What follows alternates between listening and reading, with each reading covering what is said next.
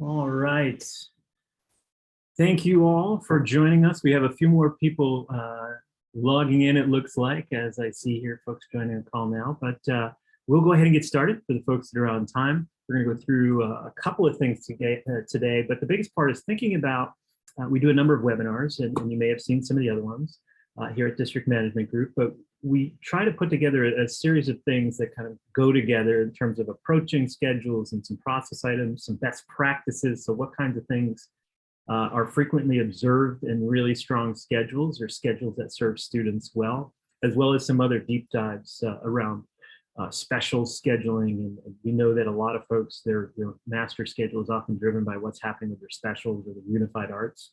And then we also have a series about the staffing and just kind of the challenges and more even acutely so these days in leveraging the staff you have as effectively as possible. So lots of different things. You may have attended those others, but today we're going to dig into some of the steps or the process items related to healthy scheduling practice. And with that, hopefully you'll find a few things to take away from today and bring back to your scheduling process. It's potentially already in flight for some of you. But the way we'll do that, we'll walk through the following. So I'll give you a quick backdrop of who DMGroup is in case you're not familiar. I want to make sure that you have that introduction and some context for how we're approaching this as an organization and why we feel it's so important. We'll talk a little bit about some of the nuances that can come along and challenges, quite honestly, with the lack of a scheduling process or clear process. And then also dive into what we see as 6 practices to approach schedules a little bit more effectively and with a little greater outcome in your schedules pending the pursuit of some of these items. So throughout the conversation, if you have questions, please throw those in the QA box that's in the ribbon of your Zoom controls. And if you're not familiar with that and more familiar with chat, feel free to do that too. We'll create some time at the end of the conversation today to make sure that we can answer all those questions in a group setting so that everybody has the benefit of responses to the things people are interested about. So first things first, who am I? Why am I talking to you, right? So I'm Craig Givens, I'm with the District Management Group, and I serve as the Vice President of DM Solutions and Engineering. I'll talk a little bit more about DM Solutions and what that is and how it fits. But basically, I oversee the scheduling initiatives here at the District Management Group. We work in the K-12 space for scheduling, have some very specific solutions and offerings for elementary, and then different things for secondary. As you can imagine, we're talking about more cohort-based, classroom-based schedules at the elementary level, which we have process, experience with thousands of educators and software solutions that help people build better elementary school schedules. And at the secondary level, we have an institute that helps people understand practices and approaches to really creating smarter inputs for your scheduling process and maybe breaking some of the historic practice that may not have kept up with your emerging needs in your district. So we cover that K-12 space, and that's something that I'm responsible with, along with my colleagues that are on the phone today. So District Management Group, a bit of our philosophy here. We've been around for a while. We have a number of different ways we help districts in schools, but through all of our work, we focus on 3 primary foundational items. And those are using your resources, so time, money, people, facilities, in the most effective ways when we think about operations, to do the best things for kids. That's why schools are there. That's why you're working so hard. So everything we do is founded on these concepts or these principles. And we feel that incorporating these 3 things really creates the foundation for sustainable, lasting change, regardless of what change program or an initiative you're approaching. So that is the underpinning of all of our work. We do this work, again, across the country. We even have some international folks that leverage our supports.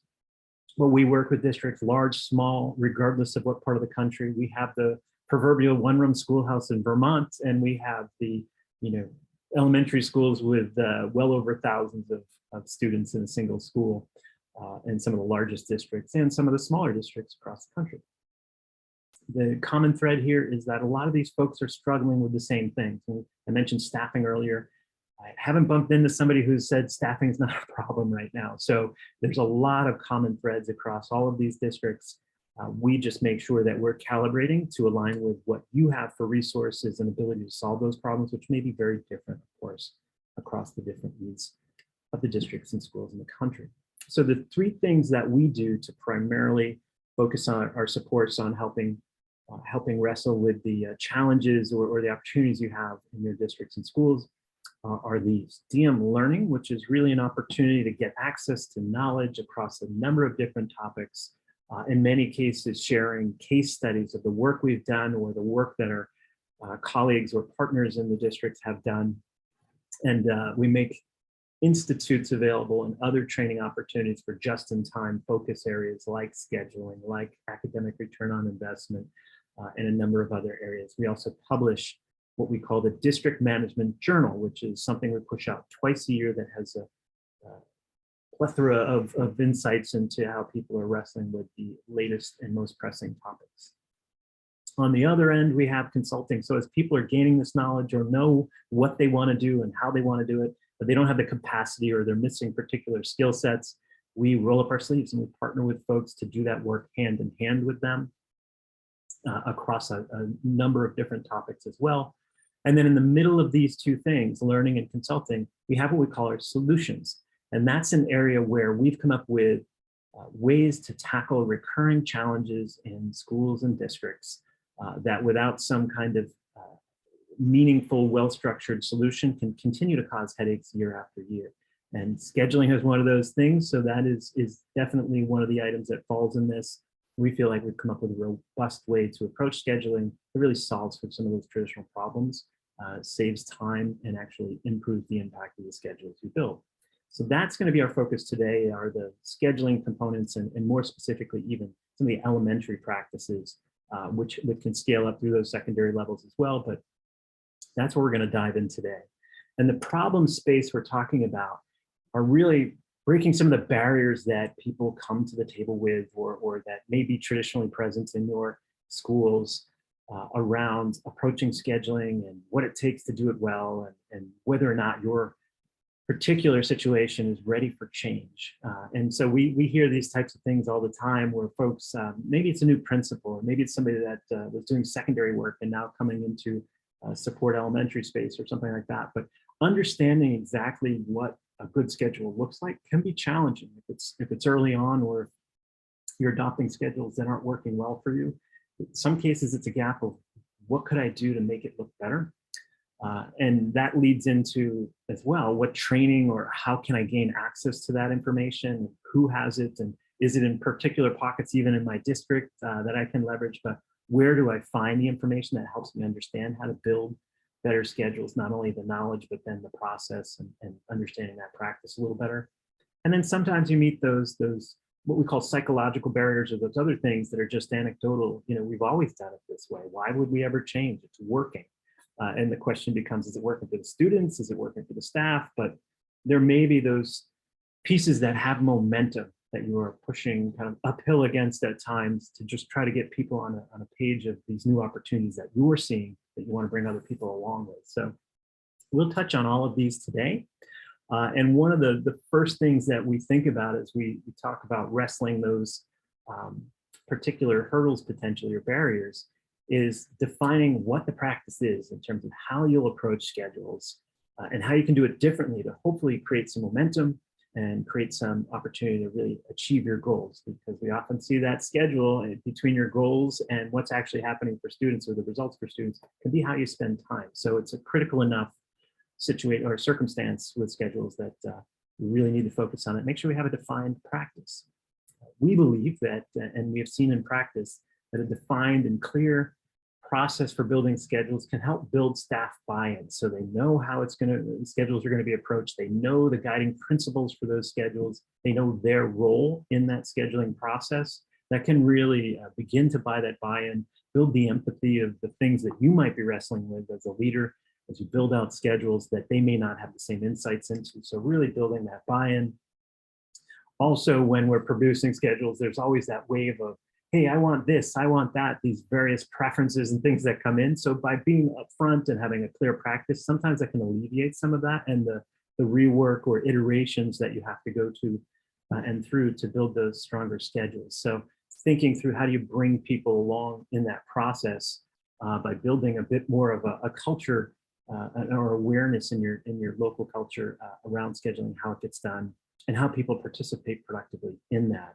It can have a really strong ability to build some new pathways for collaboration and things of that nature as people understand what you're wrestling with when you build schedules. So we have only 2 questions today. I'm not going to hammer you with each, but the first one that we'd like to put out there is really just understanding where you're starting from. Do you have a defined process? Are there parts of the process that are clear, others not so much? So where are you starting from? How clear, how concrete, how well understood is your current scheduling practice? All right, I'm going to give a moment here for folks to respond. Looks like you've joined the call today because not necessarily having a clear or fully spelled out or codified approach to scheduling. So got it. Hopefully today we're going to, so we're about 50-50 on the somewhat, no, that's where we're lying. We'll go ahead and hopefully shed some light on that today and give you a few tidbits to come back. So thank you for sharing that context, and we'll take that forward as we think about the balance of the material here today. So the way we'd like to approach this is walk through 6, what we think is best practices or 6 elements of those building better schedules that can be really valuable to think through as you think about what a process might look like for you and how you might address the most pressing needs in your school and or district. And I share school and or district because it often includes both parts. There are levels of how we approach this, and I'll touch on those as we go through. But we want to make sure there's clarity in what the goals are at a district level, and then make sure the spirit of those things come into the school, and that you, if you are building schedules, has the opportunity to help people see those goals and objectives and help them take part in building those out or supporting them. So there are 6 that we'll walk through. We will walk through figuring out those non-negotiables. What things need to be true as we build these schedules? And as we look at, did we build a good schedule? Are those non-negotiables, those things that are the hard facts or the hard rules, are those in place? And did we cover those? We're also going to look at the timeline. That can have implications when you get started. There's a lot of things going on during the school year, and there's also a lot of curveballs that can surface, and they have a direct impact on how you think about what next year looks like. How do you incorporate a broader community in the scheduling without having a bunch of cooks in the kitchen? How do you involve inputs and help people understand what you're trying to achieve? Help people see the different constraints, which is definitely a core part of scheduling. How do you help people see that? And how do you help them contribute in meaningful ways to the scheduling process? As you're building out the schedule, just thinking about where are the areas that I am most highly constrained and how we think through that. How, where, when do I get that additional level of knowledge or expertise if that's something I'm seeking? And then how do I continually refine my practice to make sure that not only does it get the schedule, but it gets the schedule you want, and it gets the schedule that starts to meet and continue to evolve with the changing needs of your students and your community. So all those things we'll walk through in the next handful of minutes here, probably 30 minutes or so, and then we'll give some time for questions. So first and foremost, right out of the gate, what are the goals? What are the non-negotiables? And so what we're thinking about here are what needs to be scheduled. What are the requirements around what needs to be scheduled based on curriculum goals or how particular subjects have been designed or the materials you have to teach those. We also want to think about this from a prioritization standpoint. A lot of folks say, hey, here are my 20 priorities. Well, you don't have 20 priorities, you have a wish list. You probably have 2 or 3 priorities that really should sit at the top. And assuming that you're hitting those priorities, maybe you can move down that list a little bit. So making sure as we build out that schedule, those top priorities remain true. And then we try to make accommodation where and how possible for those other things that might be in our list, but really hone in on the things that are most important and the must-haves. And as we think through that, we can't, and you know this, we can't just think about what the gen ed classroom will experience and how their day will flow. We also have to think about, on top of that, what does that mean for kids that need something more, right? When we think about equity, kids getting exactly what they need to succeed, how should the day flow to allow that gen ed curriculum to be full and rich, but also making sure there's those opportunities for kids that need something different to get that, and get that in a way that is efficient and economical for you. We know you don't have endless staff and endless time. So really honing in on those, some examples might be things like we really want to protect that core English and math for students. So we're going to create a rule that no pullout services can occur during literacy and math. And as you think about, there's a number of knock-on effects that go along with that. Well, that means we can't have English across the school at the same time, or math across the school. We really got to think about the staggering techniques and things like that. And if we don't allow pullout, can we allow push-in? So there's lots of things that will stem off of these, but there might be these hard and fast rules that you create as again, a foundational item for this. What does a best practice period look like for English, and at what grades? What are the minimum minutes, right? And a lot of times you see 90 minutes as the baseline minutes of instruction for ELA to really create the conditions for quality instruction. Is that right for you? Is that right for your students? Should it be more than that? What does that mean for math and other subjects that you're trying to support throughout the school day? And then as we think about, don't pull kids out from core. Those are kids that might need some additional help, but they should get what everybody else gets and then get that extra help. And sometimes that's also not just an intervention, but also enrichment or other opportunities. So how do we find time in the school day to get that extra time? So these are things that you might, again, based on what you need for your students, you might start to create these rules that should be true as you're building out the schedule, and you're making every effort to accommodate as you work through the various constraints you're challenged with each year. So thinking that through, this here is an image of what we typically see. And this is actually a snapshot from the software that we've built. We have this tool called DMSchedules for elementary schools. Sorry for the shameless plug there, but it is an elementary school scheduling software platform. And one of the first things we do is build this grid out, which down the left side, we can see the periods or subjects that we want all children to have access to, or at certain grades at a minimum. So across the top, we have the grades. And the intersection of these two, the grade and the subject, is the number of minutes we want those children to have access to on a daily basis. And that can fluctuate too if you have language that only occurs every other day or those sorts of things. Really figuring out what minutes of instruction do you want for students throughout the week, and how will you establish that, at least at a district level, or whether you're one school in your district or many, so that students in a grade get access to similar levels of instruction and similar opportunities, and not a wide variety. So what do we want students to have access to? How do we organize ourselves around that? And then how do we effectively build schedules against this?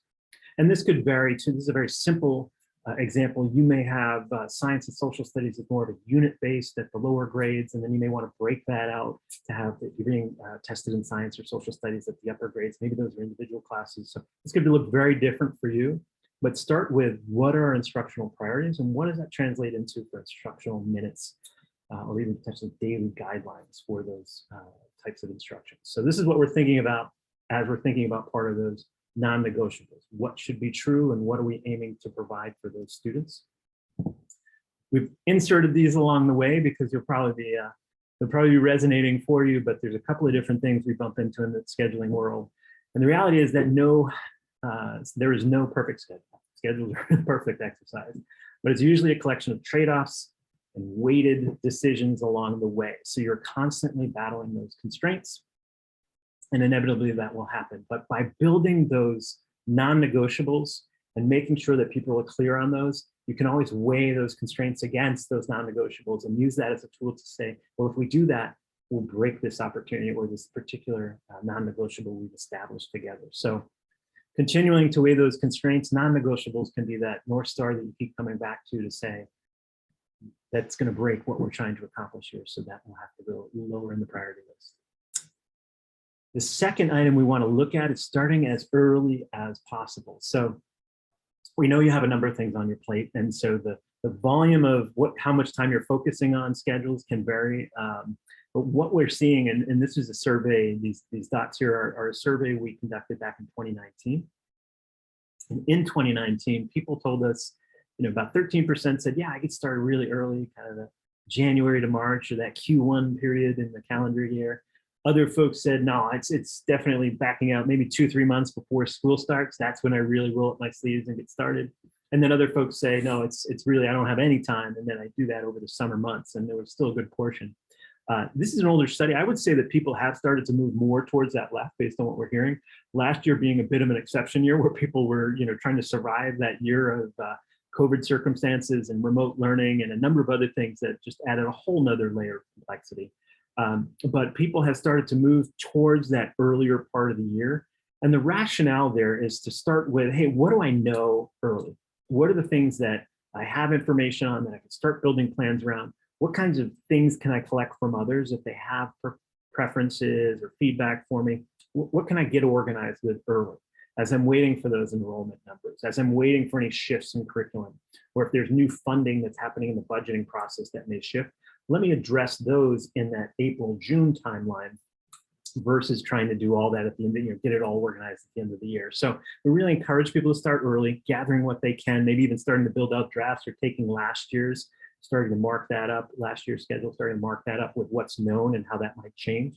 So you're continuing to work through that. We know when you get into April to June, you've got testing, you've got end of year activities you're working on. There are IEP anniversaries everybody's trying to wrap up and make sure documentation's updated on. So the needs and a lot of things are in flux. It's really hard to start scheduling when there's so many moving parts. But try to get organized early, try to continue that process as more knowledge becomes available. And we really aim to have that schedule available before the end of the school year, which really has a complementary effect to all of the additional student-based services that need to take place, right? So as folks know their caseloads and IEPs are updated, if we have that master schedule at the end of the year, that puts the folks that are providing those additional student services in a good place to prepare schedules before the beginning of the year, rather than reacting to it as they come back to school, later in the year, whether it's August and September. So getting started early is important, and practices do appear to be shifting that way. We know, and I touched on some of these, those things that are unknowns early on. We don't know those enrollment figures, and you may be in varying states of enrollment, right? Your enrollment may be more constant. You may have just started to see some variations with COVID and more kids being remote or moving away from the public school system or doing those sorts of things. So that can be maybe more in flux as you're approaching this year. But really starting to wrap our heads around that, that's something that can take some time. Staff changes, right? We know we're going to need somebody. We don't know if we have all the staff that we have today or if there are any changes or if we're hiring, but that can be a place. And you can use placeholders for a lot of these as you start to gain more information. And then whether it's COVID or anything else that's uncertain in the current states as you're building those schedules, those are things that we know could be variable, but we can really start to step out other aspects of that. If we do start early, it's going to give us a little bit more time. You don't have infinite time, right? So you have hours in the beginning of the year, really starting that draft, and then using the time you have in that March to June or April to June timeframe to really start to iterate and understand as you get that new information, what does that look like? How does my schedule from last year change? You can start to iterate on the new information that's arriving as opposed to trying to get started in the same timeframe. You can be collecting feedback as you're adapting to those nuances and sharing things with team members. And you can also start to build those contingency plans. You know what? We got the enrollment numbers. I could have 5 sections. I could have 4 sections, but you can build one for each, and you can start to know, kind of prepare for those different potential situations. And get to a point where hopefully you're fine-tuning the schedule by the end of the year, as opposed to doing broad swaths of change and trying to adapt to or build out from scratch. So this constant, consistent evaluation of schedules can be very helpful to get you to the end of the year feeling pretty good about what you're going to be doing for the next year, pending anything that changes over the summer months. So when we look at common practice, we often see these sorts of things where folks are starting the schedule in July or later in the year. And we talked about 55% really that April to June. And maybe they get those schedules in place, or maybe they're waiting for those adjustments on staffing or enrollment or new curriculum or some things that might be in flux. And then teachers get those schedules as they return to school, may not have planned perfectly for what that schedule will render, or the flow of their day. And then the folks that are providing student services, whether it's related services, special education, interventionists, they're starting to kind of build out their schedules. So if there's any feedback and pushback from teachers, you're trying to adapt to at the beginning of the school year, which is, again, why we're really promoting thinking about who's going to be contributing to the schedule in meaningful ways, start to prepare models, even if they're imperfect, but just starting to lay out what that schedule could look like and how it should flow based on the current needs of your students. Iterating, even if it's starting with specials, lunch, and recess, let's get that. Let's share that with the team. Let's get feedback, wrestle with anything, but keep going from there and aim for that master schedule to be finalized before the end of the school year. again, that really creates a springboard for folks that need to schedule on top and have a dependency on that master schedule to start scheduling, as soon as they need to. As we've worked with folks that are interventionists, special educators, related services, there's a range of approaches they take. Some folks say, yeah, I try to get my schedule done because I know my caseload at the end of the year. I know my kiddos. I'm going to do that before the end of the school year. They depend on the schedule, of course, being there. Other folks say, I chip away at it because I think about my groups and I think about other things as I go through the summer months. And other folks say, I bang it out right when I get back, whether it's an in-service day or something like that. They put it together towards the end. So creating that opportunity for people to be ready day one to serve kids with services needs is critical. And that's why we really try to get people started early and chip away at it along the way, as opposed to try to take on this big effort that may not align these timelines all that well. And of course, you worked hard. You got to get that break, right? And be ready for day one. Further out there too, as the schedule starts getting used, and we'll talk about this a little later too, keeping the opportunity available to figure out what's serving you well and what may not be serving as well, and see if there's any adjustments that can be made in the current year or current semester, or if there's things you should be planning for the next semester or the following year. So that's how we think about that flow. This is the other piece, and this really speaks to that timeline of getting started early. It's an imperfect science, and it's not going to be well flushed out early on, but don't let great be the enemy of good, right? Get a good flow, get a good feel or feeling confident about that schedule, adapt as you learn more, but it'll position you for better things along the way. The next thing we want to zoom in on is making it scheduling a team sport. And this is where I was talking about some of those levels, district level, school level, but how do we bring people in at the right time with the right level of contribution? How do we bring people in to really start to make schedules a team sport, right? So traditionally, and this is also going along with this concept, traditionally folks have, or I should say way back historically, done specials, lunch, and recess. That was kind of the old school approach to elementary scheduling. Not to say that it's not still present and it might still work for some, but I schedule specials, lunch, recess, I push the rest to my teacher. People have started to say, no, I schedule specials, lunch, and recess, English and math. And amongst that, I then give the rest to my team to figure out how to plug in. And even more folks are starting to move towards, no, my resources are so constrained. I know across my school when I look really what I need to do to serve the needs of the whole school, which nobody else has that view. This is where it just continues to promote this idea of let's get some people involved, let's get some feedback, and let's get some buy-in and momentum towards the schedule we want. As you define your schedule and we're moving towards greater definition from a central point, whether it's a principal or whoever's responsible for schedules in your building, making this a team sport becomes ever so more vital. So as we think about this, we start at the district level. So what are the district expectations with curriculum, and how many minutes, and what does that look like, and what should that mean, rolling back to that first non-negotiable? What does that mean for our instructional minute guidelines?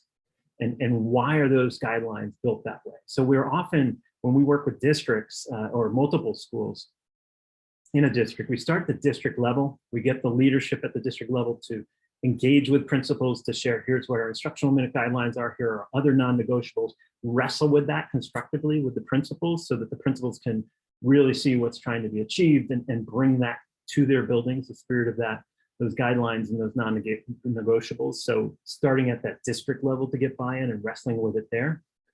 So inevitably they can wrestle with that within their buildings if there are questions or concerns about why certain things or why the instructional guidelines are the way they are. But then start to formulate that scheduling team at the school. Some folks will assemble the leads for each grade level, or maybe they're adding other folks, a special education lead in the building, or specials or unified arts leads in the building. But bring folks together to start to look at your schedule or those requirements, but also as you build the schedule, start to look at that with your school-based team to really build some understanding and some, in some cases, empathy for why certain things are away. And they can start to do your evangelist or help promote with others that are questioning, well, why did it go like this versus that? They know I like that everybody likes to have this in the morning and that in the afternoon. You start to build this knowledge set and shared understanding of what you're trying to accomplish, and you can propagate that through your leads to help make sure everybody understands and kind of it starts to buy into why the schedule is the way it is. They don't always, it's not always loved the way it's approached, but it can be a point where people understand it. And then continue to think and review, how that schedule can refine in future points, whether it's the fall or future semesters or years. So people get that shared understanding of goals. They improve focus on schedules that are really shifting towards student need, and if that remains centric around all the decisions. They have the input of staff and potentially even preferences, even though those preferences don't always work out based on what our non-negotiables are, but people have an opportunity to talk and discuss those things, and again, raise understanding of why things are being approached the way they are. But really focused in on those students and the needs and what that translates into in terms of use of time. And it can also improve that turnaround time for some of the scheduling decisions when we've got the community involved, engaged, and helping to move things forward at a good rate. The other thing, and this might sound a little hokey, but scheduling parties. So as we try to build that team orientation or that greater collaboration around schedules, healthy collaboration around that schedules, we often look at, and we do this, we've seen principals doing this with, again, whoever their school scheduling team is. We've seen services-based staff doing this as groups too, but really coming together, looking at the schedule, wrestling, talking out loud. Folks that use our software, some of the principals put it up on, a shared view or in a Zoom session, and they talk through it and they debate and they have that conversation together in real time and even iterate on the schedule. In this case, the tools allow for that, but iterate real time. Hey, we agree that we should do this instead of that, and that doesn't disrupt these constraints, and our non-negotiables are intact. But it's just a really nice, engaging, there's some passionate discussions in there, but a good way to create some energy around the schedules, why it's being built the way there is, and have some fun with it. And often, again, shorten the timeline to get to that schedule you need. And some folks go so far as to, bring those treats in, the way to people's heart, often through that food. So, have some fun with it, but bring everybody together that's needed to make those decisions and work through things in real time can be really valuable. So we're moving right on through. The next thing we look at is thinking about what needs to be scheduled. So we know those non-negotiables. We're getting started as early as possible. We've got a group of people that are going to collaborate on how to build this schedule. And now we're going to dig into how we actually build it out. And so this is one section where we'll talk a little bit about some of the best practice flows and thinking about what gets scheduled first, second, third, and so on. So we often think about what are the most highly constrained periods in your school day. Now that could be staff related, we only have a certain number of staff. It could be space related, it could be materials related, right? So what are the most highly constrained items? We need to start with those first, and we should kind of go down that line and gradual diminishing points of constraint. But we often think about specials at the elementary level, right? There's only so much space, only so many staff, and in larger schools, at least, you can't have multiple specials going on at the same time across different grades. Smaller schools, sometimes that's viable. You have a couple sections in a grade, but in other schools that have far more, it's just not viable. So how do we think about placing those really constrained schedules first?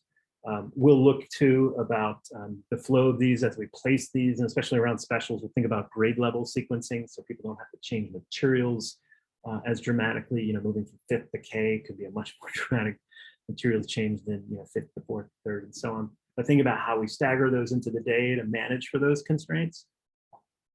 And also, how do we keep them, and there's a couple of things going on here, grade level. So rather than people having specials all over the map and for different classrooms in a grade at different times, trying to keep them together, and also promotes that opportunity for great homeroom teachers to have collaboration time. And again, staggering them throughout the day so we really minimize those constraints. So what are the most highly constrained things that you're scheduling? And how should that be laid out to make sure that you're reducing those constraints as much as possible? As we do that too, thinking about your specials, really honing in on specials, which we think of as the most constrained in most cases. What is the best rotation for your building? And while considering if you have multiple elementary schools in your district, how can you promote the offering your specials in a way that is providing equal access at different schools to these different specials? So one of the things we look at is just what's the highest number of sections or the most common number of sections in your school.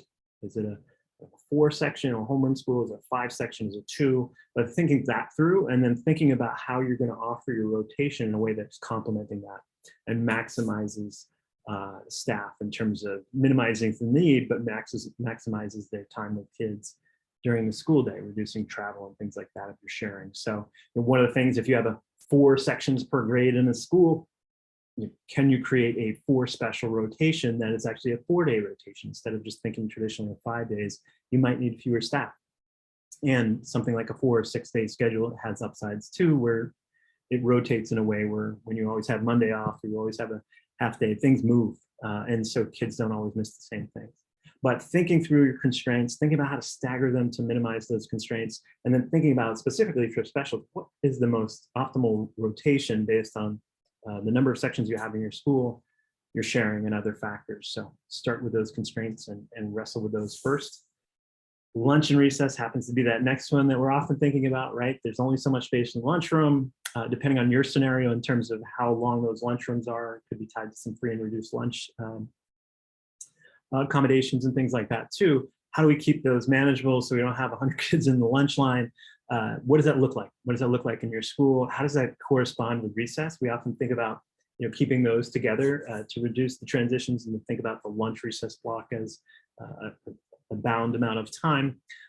And then also, when do you want recess? How many recess spaces or play spaces do you have? What kind of constraints do you have there? What grades can go together or not? And even just the fundamental decision of, do they go to recess and then go to lunch? Or there's some research done around the idea that kids that go to recess and work up an appetite tend to eat a little bit more food and a little bit more nourishing food. So thinking even just through those, but how do you manage those constraints and make sure that you've got the right approach for your kiddos? And then just any other constraints you're thinking about there. Do you, if you have a lot of sections in one grade, do you need to stagger your waves going to lunch? Again, keep those lunch lines small and keep transitions of kids moving in and out nice and fluid. So things that we're wrestling with often. And then also the core instruction. So when we get through those highly constrained items, how do we think about core instruction? And how do we think about laying those out in such a way that if we cannot pull out of reading or math, having all of those at the same time across the school would be very limiting for staff that are trying to provide additional services and supports to students. So how do we lay out that core instruction in a way that kids can get access to those core blocks without being disrupted, and staff, if push-in supports are appropriate, can get in and serve every grade or provide those additional supports maybe during small group time during a core block or things like that. So, and really trying to avoid splitting them. Those blocks are designed for 90 minutes or 60 minutes, or you name it, deliberately based on the curriculum that has been designed. So really trying not to break up those core blocks and figuring out how to lay those out is a key part of those next steps. While sticking to those non-negotiables, right? How many minutes for these subjects at each grade? And then thinking also about, as you lay these core blocks out, how does that translate into that intervention, that special ed, that related services, those other needs of those students? Have you staggered the day, the different blocks at a grade level in a way where people that are coming in to provide those additional supports can push in and flood a grade and productively regroup and things like that. So just thinking about how these core blocks flow, how we make sure that we don't create additional constraints based on how we've scheduled them, and how we think this plays out in the overall schedule across the school for those additional service and support needs. Which brings us in really that intervention enrichment. That's another case where, like specials, we stagger them. We know you probably don't have an infinite amount of reading interventionists or math interventionists or other people that have specific skills pushing into classrooms. So if we find that time, how do we stagger that as well to make sure that folks can come in and, again, use that lever that is so big. If I can serve a whole grade, I can probably create some really productive groups based on student needs specifically during that intervention time. And as a provider of those services, I can probably increase my impact and my stretch for those students, or my reach for those students, if I can get to a number of kids at the same time. And thinking through, what's the right amount of time for intervention enrichment, and the amount of, the time has to come from somewhere if you don't already have that, but thinking that through and thinking through, one thing that we look at often with intervention enrichment is minimally 30 minutes for intervention enrichment, such that if a student is struggling with reading, which we know is a core skill at the younger grades, can they get additional 30 minutes 5 times a week? That can really move the needle for them. So we're often thinking about how much time, 30 minutes as a minimum, if you want to push that and make sure that maybe there's a couple of needs that can be served, what does that look like for your schools? Again, staggering, thinking about grade level for that regrouping, and figuring out where that intervention lands. You know, is it first thing in the morning?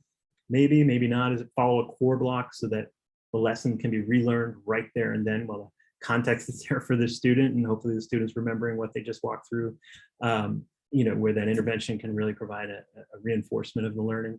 So thinking that through as well, where do things land? So really managing those constraints, working through sequentially the highest constraints to the lowest, being thoughtful about how you place those other blocks to make sure, again, that you're not creating these pockets of time where specialists like reading interventionists or math interventionists or speech and language are blocked from serving kids based on other non-negotiables. How do you let that whole day flow, and how does everything else fit in and amongst that? Which brings us to, you know, inevitably, lots of folks ask for a lot of things, but you can schedule anything. You just can't schedule everything. And that's something that holds true for so many. Two more items here we want to cover. One is the infusing scheduling expertise. So in the absence of that, how do you get it? And then thinking about how your schedules are working for you. So one of the key things we look at, we get these two schools, school A, school B, and school A really going through, you know, I often refer to these as table stakes, right, or must-haves. So common planning time, we've got it. Teachers are meeting, they're talking about students, they're planning interventions, they're thinking about their groups for that intervention block. Instructional coaches are able to gather too, and they get their common planning time. There's a daily intervention block for that extra, you know, that intervention enrichment opportunity. Can easily create those flexible groups based on how things are scheduled. Specials teachers are maximally scheduled, and there's not a lot of downtime for them, but it's also, there's not a surplus of folks. You have what you need, and serving the needs of the students really efficiently. And you have those other non-negotiables, right? Like don't pull out of reading and math, don't break up the subject. So in one case, we've got school A, nails it, and the other school is really wrestling with all of these things. And we've found often, it's quite often less about the individual school as it is the background, the experience of the individuals that have been building the schedules. So they figured out how to wrestle with the different scenarios. Well, I've got a perfect schedule, and now I got this bubble year with an extra homeroom in a grade. How do I manage that? I had the perfect schedule that's blowing everything up. Well, there are ways to approach that, right? So sometimes it's really just the experience of the individual building the schedule versus the school itself or the particular scenario. Not to say that's not a factor, but really the experience and what knowledge you have access to can make a huge difference. And as we surveyed people, a lot of folks that have never been formally trained, I just kind of had to figure it out. And if I figured it out, I'm not sure if there are gaps in my thinking, and I'm not sure if I'm really doing all of the things that I'd like to be doing for students, or, you know, being deliberate about some of those choices. So we see, you know, a number of ways to get access to these types of things. Often there's a hidden gem somewhere in your school or in the district. You know, we bump into folks that are, you know, math teachers, or somebody that's not the principal, not the AP, but they're really passionate about solving problems and puzzles, and get really excited about scheduling, which those are our kind of folks. We geek out like that too. But figuring out who has interest in this, who's passionate about it, right? So the coalition of the willing, who wants to lean into figuring the scheduling out? Great place to start, and have them use that passion and pursue some knowledge, which may, you know, there's a bunch of books and blogs and other opportunities around what good schedules look like and how even the process should flow. And we naturally have a perspective on that. And then there are outside organizations, and, you know, shameless plug once again that we do this work, and we work with folks to help them gain some knowledge. We work with new principals all the time to just kind of get a foothold in how they might best approach this, and we have software. So there's other things out there that are aligned with helping you get the expertise and get some tools and create your own practice, or to build out your own practice accordingly. And then last but not least, we're talking about iterating and the continuous improvement. And really what we're thinking about here is looking at your schedules as you start using them, right? So best laid plans, you put them together, school starts, you start using them, and you start to get feedback. We often will survey staff in the building and say, what's working, what's not, get that real time upfront while the pain is fresh, but they may have worked through it and they're managing through it, but get that feedback and weed through that feedback to say, well, these are really material things we've got to solve for, and maybe those are an opportunity to adjust some things right now. There may be other things that like, wow, that could create some efficiencies for us. Maybe we can, shift to a slightly different schedule in the second or, the next semester, whatever that looks like for your school. And in other cases, there might be bigger ideas that are surfacing like, wow, this is really cool, but what if? And you start to get those ideas there that you can bring into that earlier start in scheduling in January, February of the next year. And so some things may be longer term based on the implications of what it could mean for your staff or any retraining and so on. But getting that feedback when you start using the schedule and see how well it's working for you, see how kids are responding to that schedule and that use of time, critically important. And there's a number of different ways you can collect that feedback and bring that forward. And as we said, sometimes those adjustments are minor. And so it's really easy to just make those calibrations as you get started. Sometimes they're bigger. And so if we're talking about more minutes in a particular block of or a subject or something to that effect, that can be more notable and may require retraining or some additional PD, things like that. That might be a longer timeline. So get that feedback, absorb it, see what's helpful in hitting your goals for your students, and then kind of place it out in the timeline based on how accessible those changes or the productive feedback is. So, quick recap here. We talked about non-negotiables, right? So what needs to be true with every schedule and what are the guiding principles for how we build out those schedules. Getting started as early as you can so you have that draft and you're iterating on it and not trying to start from scratch in the busiest parts of your school year with that end goal of trying to get that schedule ready before the end of the school year.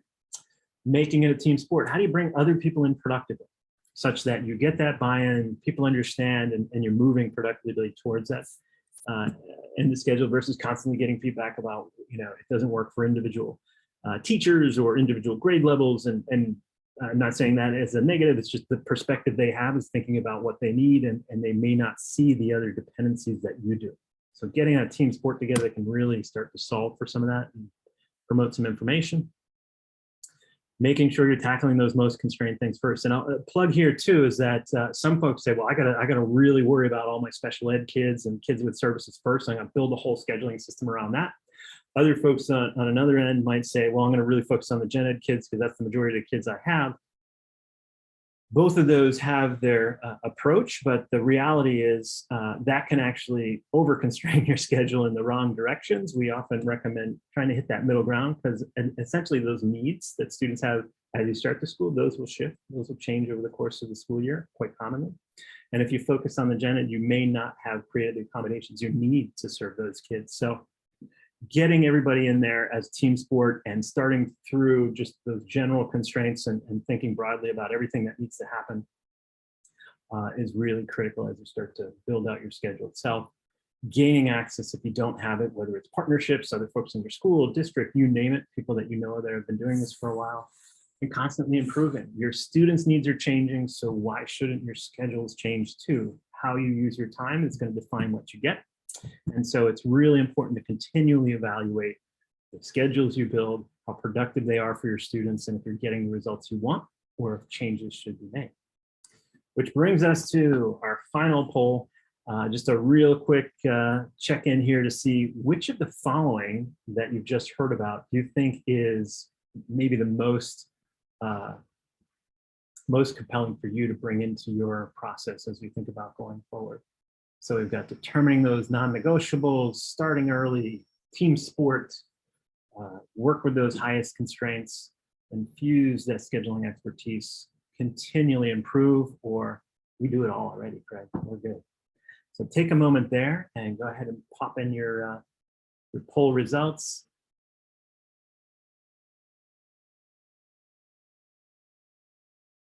All right, we've got a couple of folks coming in here. Give it another minute. All right. Excellent. The first few seem like they're getting the most votes. So those non-negotiables feel like, yeah, that's pretty sensible. We could use that and figure out how to refine. And again, that shapes and evolves based on your needs for your schools and your district. And starting early. Thank you for that. So getting started early and figuring out what you need to know or what you don't know, but also while you have your draft in motion, could be very productive. Thank you for sharing that feedback with us. It's really good to understand that those things are creating some interesting notes. We do have additional materials on those items. So if you have questions, you can reach out to us. this last view here is really just to indicate we're a resource. We have a lot of things that are free and available online. We also have other things that we provide as services and technology. So we do this work, again, we work with tens of thousands of educators, but actively with thousands today to wrestle with various challenges in the process and the actual building of the schedules. So we encourage you to reach out to us if you have any questions and think through exactly what we might be able to help you with. And you can reach out to us using the scheduling at DMGroup. You can also reach out to us at the website. There's a couple of places you can interact with our information and materials there. We also, at dmgroupk12.com, we have some resources around scheduling and a number of other things, but we've got worksheets and blogs and case studies and things like that we published out there. And as I was mentioning at the outset, we have webinars, so a series of webinars where we're just sharing thoughts on different aspects of the scheduling process and approach and technique that we just put out there for free for folks to hopefully help influence and shape your scheduling practices. We do have software. That's what's at the top there. You're seeing a couple of images from the software, but it's really our principals that are in the scheduling community today tell us it just saves them a tremendous amount of time, not only in getting the schedule in a draft. A lot of people build a draft within a matter of hours, but also iterating, right? So as those things do pop up, enrollments or curriculum changes, very quickly the system can be adapted to accommodate those. And over the past few years, it's been invaluable for some where they had to create we have a concept of scenarios, which is multiple versions or bundles of schedules, and folks can create the hybrids and persons and many different versions thereof. But even today, people are creating a master schedule and all those alternates, half days, 1 day, 1 hour delays, and so on. So it's an opportunity there. If you're interested, we'd be happy to talk to you about that. That does have a fee associated with it. The scheduling software is $900 a year per school. It doesn't vary from there. It's just per school. It doesn't matter how many people are using it or how many students you have or so on. But we can share more or even show you that if you're interested. We have a webinar to show that if you're of interest there too. But let's take a look at some questions as I dig in here. So let me see if I can check the QA box. Okay, so we actually touched on a few. We do have software. We do some of this work. That's why we're coming with these ideas. It's through our work and feedback from folks like yourselves. Okay, we shared the price of the software, and that is elementary school based. It is not secondary scheduling. A lot of folks, and that's why we built it. A lot of folks say they have what they need in their SISs for some of the secondary need, but we built this out because a lot of people said we don't have what we need for our elementary school scheduling. So that's there. Let's see what else we have. Yeah, just some questions about particular scenarios. Your needs are definitely going to vary all over the place from there, and in and around the non-negotiables. You know, thinking about, we often look at layers of requirements and these interdependencies as you build out the non-negotiables. So, you know, if you can't pull up from core reading and math, which, you know, those are pretty big blocks, where do I pull out? And so thinking about how you leverage the balance of your day effectively for pull-out opportunities. So maybe your first opportunity is intervention, your second opportunity might be social studies science. There may be other opportunities that you prioritize during the day too, but staggering those. And if you can't pull out during those core blocks, can you push in? And as you schedule them, can you identify in my 90-minute block, the first 70 is group work, but that last 20 is small group. And during independent reading of those times where kids might not be as productive if they're struggling, that might be an opportunity to push in. So these non-negotiables can have layers to them, but really help you think about how the schedule can be designed to support those, and then how everybody else can come in and do their job effectively on top of that master schedule you've built. So lots of different variations there. And even as we look through those constraints and the needs, you know, obviously there's a lot of things that remain to be true about elementary schedules in terms of what's most important for those younger kiddos to get access to and to really excel and build proficiency in. It's going to vary based on your needs. So, you know, thinking about what the right number of minutes and what should be available to you, it will vary dramatically. Yeah, also the sharing of resources. So that's always, you know, when you think about constraints, that's a big part of it. How do you think that through? You know, we are seeing more and more. It used to be everybody gets one on the side of the specials. It may not be true for you, but you know, that was years ago. That felt like when things were good, everybody had a specialist in their building for PE, art, music, and so on. Nowadays, it's not true. We see a lot of people being shared across buildings, and the resources being stretched much thinner. So we often look at too, what's the sharing model of those staff across all buildings. So rather than just like you're partnering with that school and you're with that, how do you think through those things in advance to create a nice fluid flow of those resources, and how do you build a rotation that's really where the specials are not driving your schedule, that you're driving the schedule based on that more efficient staffing plan and so on. So lots of great questions here. I really encourage you to reach out to us. No commitment here. If you want to reach out and just ask some questions and we learn more along the way, fantastic. But feel free to reach out to scheduling at dmgroupk12.com. We really appreciate your time. We know you're extremely busy, so we thank you for choosing to spend some time with us.